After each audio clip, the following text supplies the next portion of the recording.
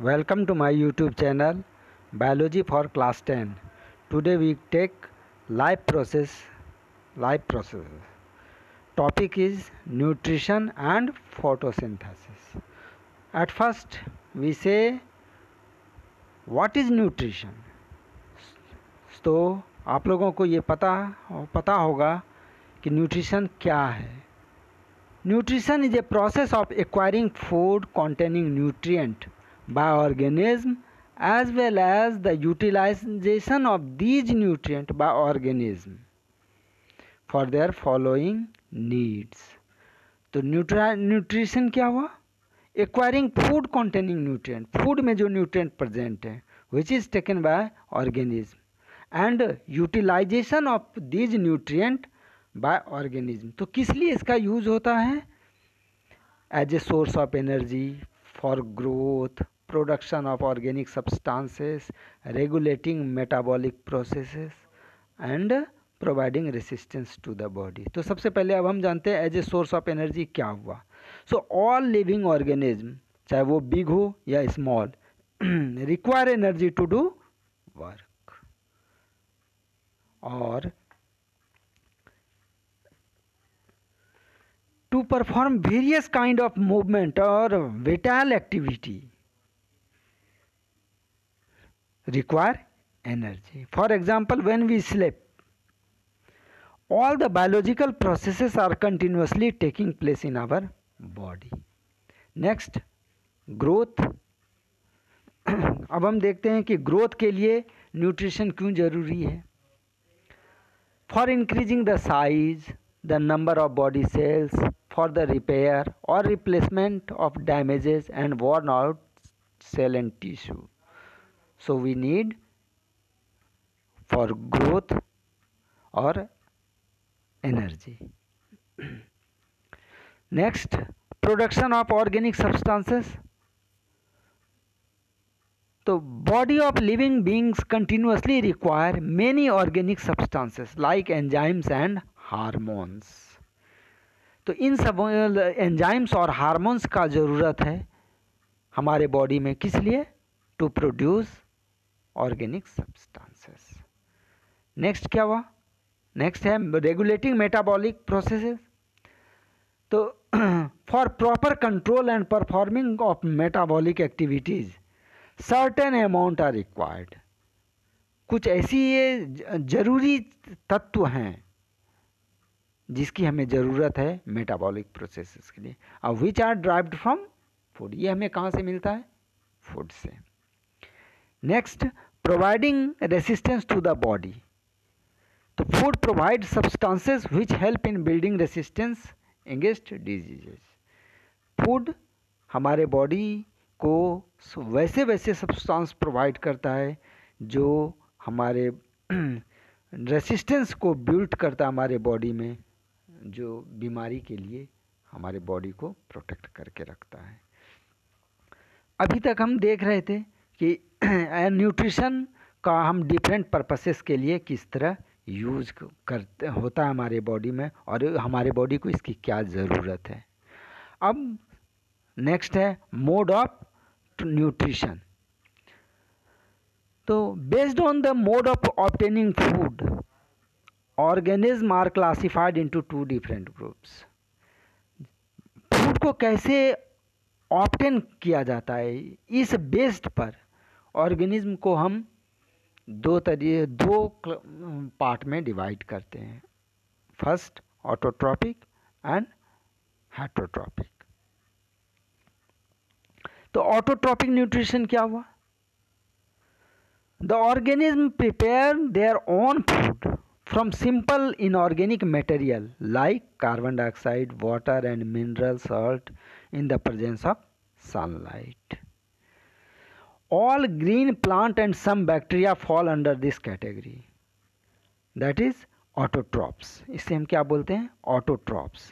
And their mode of nutrition is termed as autotrophic nutrition. और इस तरह से जो न्यूट्रिशन प्रिपेयर किया जाता है, होता है, इसको हम क्या बोलते हैं? Autotrophic nutrition. तो सिंपल इनऑर्गेनिक मटेरियल में क्या क्या आ रहा है यहाँ पे? carbon dioxide, water, mineral salt, etc. are example of simple inorganic materials. Photosynthesis, photosynthesis है क्या? Because all green plants prepare their food by the process of photosynthesis. So photosynthesis क्या है? Photosynthesis is a process by which green plants are able to synthesize their food in the presence of sunlight and chlorophyll by taking carbon dioxide from the atmosphere and water from the soil. ये सब चीज़ें मिल के क्या क्या? Presence of sunlight, chlorophyll, carbon dioxide, water, इन ये सब चीज़ मिल के जब प्लांट फूड को प्रिपेयर करता है तो this process is known as photosynthesis. और the process of photosynthesis can be termed as carbon dioxide plus water in the presence of light plus chlorophyll. So glucose, oxygen and water is formed. So as a result, food is prepared in the form of glucose. किस रूप में ये food का preparation होता है plant में? In the form of glucose. अब photosynthesis के लिए रॉ मटेरियल क्या क्या चाहिए? तो raw material for photosynthesis first है carbon dioxide, radiant light, chlorophyll, enzymes and heat energy. Carbon dioxide from air and water from soil are essential reactant necessary for photosynthesis. ये सब ये चीज़ें क्या है? बहुत ही नेसेसरी है, एसेंशियल है फोटोसिंथेसिस के लिए. अब आपको ये पता ही है कि कार्बन डाइऑक्साइड प्लांट में एंटर कहाँ से होता है? Through stomata. और water is absorb root hair from the soil. दूसरा क्या है? Radiant light. तो light is obtained from sun to provide energy for the chemical processes. Without light के, विदाउट सनलाइट के प्लांट कभी भी फोटोसिंथेसिस ऑकर नहीं कर सकता. Next, chlorophyll. It is a green pigment found in the chloroplast of the plant cell. It trap and absorb light energy. और यही chlorophyll, ये जो ग्रीन पिगमेंट है, ये क्या ट्रैप कर रहा है? लाइट एनर्जी को, to prepare their food. Next, enzyme. Intracellular enzymes catalyse the process of photosynthesis. ये एंजाइम्स मिलके क्या बना रहा है? फोटोसिंथेसिस. और नेक्स्ट है हीट एनर्जी. तो optimum temperature is needed for chemical reaction to occur a proper rate. ये एक हीट एनर्जी एक निश्चित अमाउंट में जरूरी है for the chemical reaction for photosynthesis. Okay, अब हम देखते हैं प्रोडक्ट ऑफ फोटोसिंथेसिस. फोटोसिंथेसिस का प्रोडक्ट क्या है? क्या मिलता है फोटोसिंथेसिस के रिएक्शन होने के बाद? कौन कौन से प्रोडक्ट हमें ऑब्टेन होता है? तो पहला है ऑक्सीजन गैस.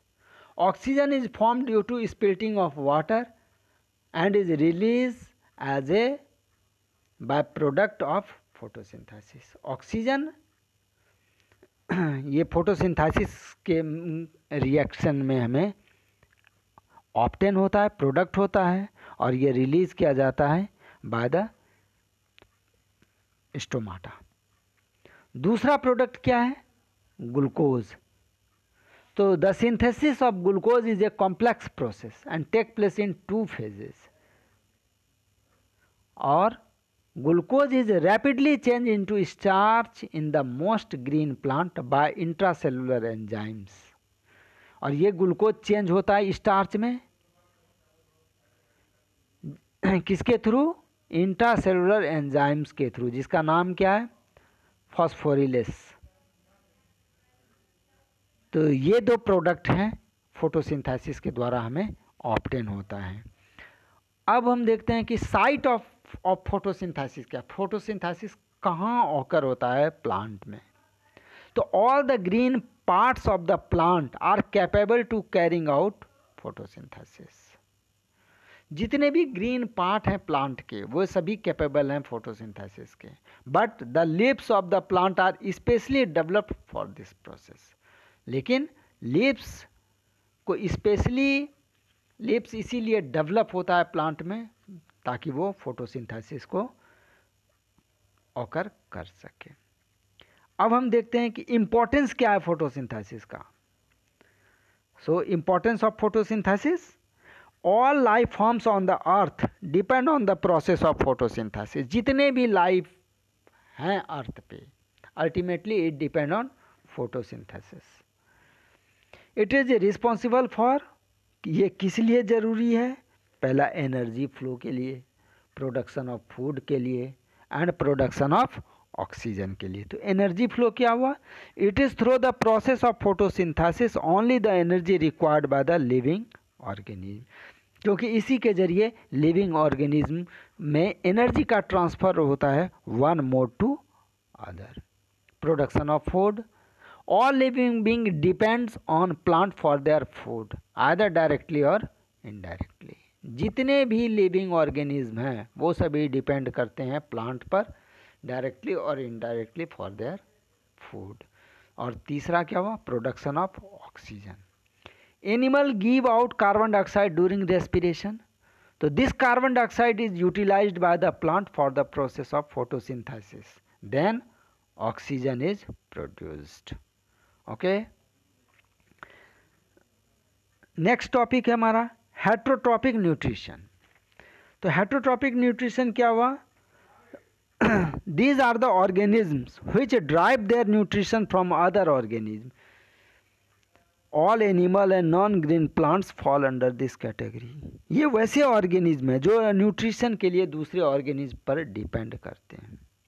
इसमें जितने भी लिविंग थिंग्स हैं, जिसमें कि ऑल एनिमल्स और जो नॉन ग्रीन प्लांट्स हैं, इस कैटेगरी से बिलोंग करते हैं। non-green plants like bacteria and fungi, all animals जैसे like human beings and others।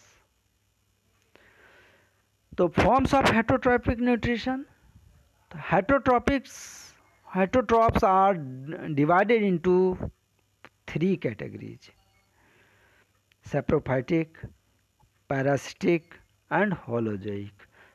saprophytic क्या हुआ? The saprophytic organism obtain their food from the rotten plant and animal products and other decaying organic matter on which they grow। ये कहाँ से ये nutrition obtain करते हैं? rotten plant and animal product and other decaying organic matter, जिस पर वो grow करते हैं। दूसरा पैरासिटिक न्यूट्रिशन क्या हुआ? Small organisms live on or in the body of other organisms and obtain their food from them। छोटे छोटे ऑर्गेनिज्म जो उनके बॉडी के अंदर या बॉडी पर होते हैं वो ऑब्टेन करते हैं अपने फूड को उनके बॉडी से, are known as parasitic. Next holozoic क्या हुआ? Holozoic organisms that feed on other organisms or solid organic matter। ये वैसे ऑर्गेनिज्म है जो अदर ऑर्गेनिज्म को डायरेक्टली फीड करते हैं, like insectivorous plants, some animals etc are obtain nutrition from holozoic mode of heterotrophic nutrition. Next nutrition in amoeba. अब हम देखते हैं कि अमीबा जो कि एक यूनिसेलुलर ऑर्गेनिज्म है में न्यूट्रिशन कैसे होता है। तो आपको पता है अमीबा क्या है? Amoeba is a small microscopic single celled animalcule. Small microscopic single cell, छोटा है जिसको हम सिर्फ माइक्रोस्कोप से ही देख सकते हैं, और ये सिंगल सेल ऑर्गेनिज्म है। It has no fix shape, इसका कोई फिक्स शेप नहीं है। Its shape change continuously, keep on changing because of the formation of pseudopodia. इसका शेप कंटिन्यूसली चेंज होते रहता है क्योंकि इसमें स्यूडोपोडिया का डेवलपमेंट होता है। तो अमीबा जैसे आप देख रहे हैं कि amoeba feed on small organism like other protozoan, algae, etc. ये सभी अमीबा जैसे छोटे ऑर्गेनिज्म पर डिपेंड करता है अपने फूड के लिए, protozoa and algae, etc. So amoeba is A holozoic, it possesses all 5 stage of nutrition. जैसा कि आप यहाँ देख रहे हैं इस फिगर के जरिए कि जैसे ही वो फूड को टेक कर रहा है स्यूडोपोडिया के थ्रू, तो धीरे धीरे इसका ये स्यूडोपोडिया क्लोज हो जाता है, इस प्रोसेस को हम क्या बोलते हैं, इंजेशन। तो amoeba takes all 5 stage of nutrition like ingestion, digestion, egestion, assimilation and absorption. तो अमीबा फीड्स ऑन, अभी आपको पता है कि amoeba feeds on small organism like protozoans and algae, etc. अब हम देखते हैं कि इजेशन क्या है। Amoeba gets attracted towards the food of its choice which comes near it. Amoeba के आसपास जब कोई प्रे, फूड पार्टिकल्स जो उसके आसपास आता है, जो अमीबा उसको टेक करता है, the ingested food particles along with some amount of water form the food vacuole। और ये फूड पार्टिकल्स और कुछ वाटर मिलके एक वैक्यूल्स को प्रोवाइड करते हैं, वैक्यूल्स का फॉर्मेशन करते हैं जिसमें ये रहता है। दूसरा पार्ट इसका है डाइजेशन। तो after the formation of food vacuole, digestion of food start with the help of enzymes. जैसे ये वो फूड वैक्यूल का फॉर्मेशन होता है, तो अब यहाँ से फूड का डाइजेशन स्टार्ट हो जाता है with the help of enzymes. किसके हेल्प से? With the help of enzymes.